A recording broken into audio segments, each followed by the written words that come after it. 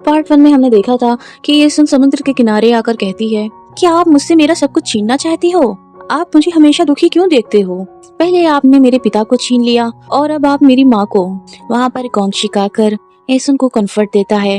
येसुन दरअसल उससे नफरत नहीं करती थी, बल्कि उसको लगता था कि गोंगशिक उस पर तरस खाकर यह सब करता है। अब कोई इंसान गरीब तो हो सकता है, पर कोई उसे तरस खाने की नजर से देखे या किसी को बर्दाश्त नहीं। लेकिन येसुन को कौन समझाए, गोंगशिक तो उसे पसंद करता था।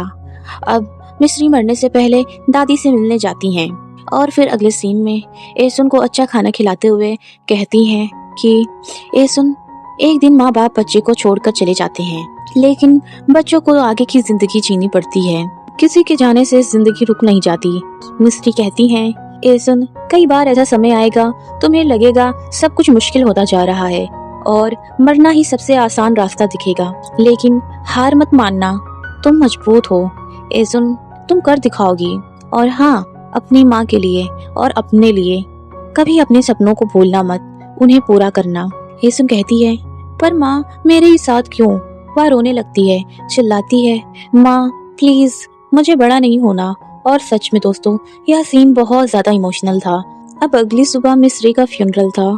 येसुन रोज जा रही थी तो गोंगशिक उसका ख्याल रख रहा था, उसे खाना लाकर देता है, कहीं वह कमजोर ना हो जाए। मिस्री ने येसुन से कहा था, मेरे जाने के बाद इस घर को छोड़ देना, अपने चाचा के पास चली जाना, उनसे जिद करना कि वह तुम्हें पढ़ाएं।